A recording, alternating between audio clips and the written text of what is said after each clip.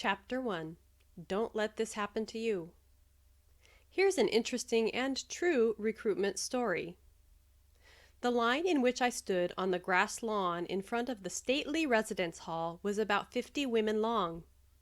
My line was only one of at least a dozen lines of young women. We were arranged in alphabetical order, and everyone wore a name tag displaying her name and hometown. Most of the women were fashionable, gregarious, and clearly sorority bound. Although I probably fit into the same description, I didn't know it, and I was nervous. I had been a varsity multi-sport cheerleader, a member of my high school's award-winning show choir, and the vice president of the Girls' Honor Society at my high school. My GPA was average.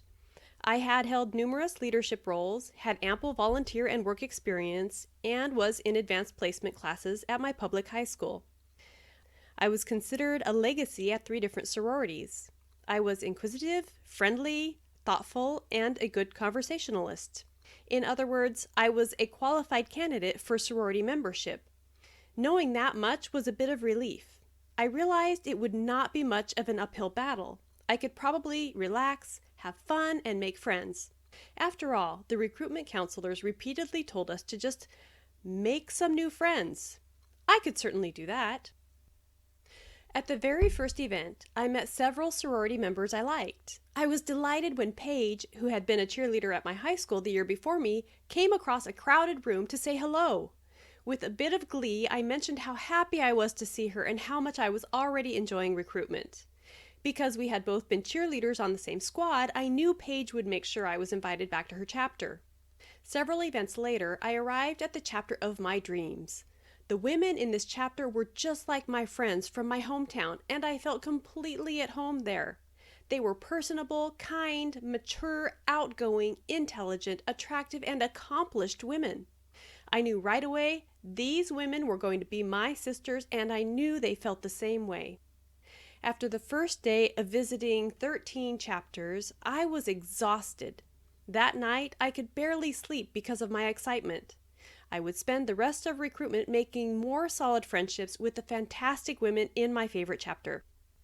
You may be thinking, and this was the beginning of her fairy tale story of her recruitment experience. But read on. This story may take a twist you would not expect. Early the next morning, I went with the other students in my recruitment group to accept and decline invitations for the second round of parties. I was fully prepared to rank those chapters in my preferential order. But when I saw my list, which was on paper, there was a mistake. There were 7 chapters listed on the first page, and wait a minute, where was page 2? I approached the attending recruitment counselor, wondering if there was a second page. No second page. 7 chapters had released me after the first round. I was shocked. Worse, those women at my top choice sorority who were most like my best friends had released me. I couldn't believe my eyes. I could feel my throat closing and the tears welling up in my eyes. I sat in my chair for quite a while. I tried to ignore the bursts of delight from the other women receiving their lists. Women came and went while I remained in my seat, stunned. As much as possible, I gathered my wits. I folded my now useless notes sheet that had indicated the preferential order of the sororities. The blank bubbles stared at me longingly. I accepted the invitations of those 7 sororities, went back to my room, and cried. 4 long hours later, I was ready to receive my list of events for day 2, along with the rest of the women in my group. This time, I was composed. My day 2 recruitment schedule was handed to me. It indicated the chapters I would visit and the time I was expected there. During 2 of the event times, I had no sorority to visit. I humbly attended each event that was listed with a different attitude than I had on day 1. After the second round of recruitment was over, my recruitment counselor, Kelly, asked if I had time to update her on my thoughts of recruitment. Being invited back to the 7 chapters after the first round was not great. She knew that I was flabbergasted and wanted to check in on my emotional state. It's part of the job of a recruitment counselor. I lied and said I had come to terms with it and found some new friends I liked in those remaining chapters.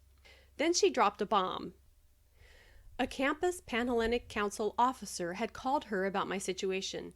She gently advised me that for the second round of 5 events, I would receive only 3 invitations. I was at risk of being released from recruitment altogether based on my statistical track record so far. It was like another punch to the stomach. The rejection was tough to handle. What was going on here? I felt a mad concoction of yesterday's betrayal, today's disbelief, and a twinge of anger. Dealing with these emotions was challenging.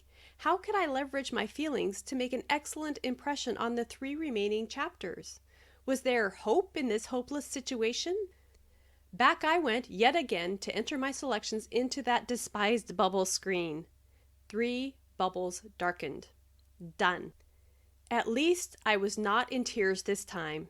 In fact, I was teetering between denial and anger. I preferred the fulcrum, numbness. Day 3 provided an opportunity to be warmly and genuinely welcomed by women who were excited to see me. They remembered my name and even the details from our prior conversations. I remembered their names too. They smiled and waved to me even when we were across busy rooms from one another. Something was different. These women now seemed more like those friends back home than the other women that cut me so quickly.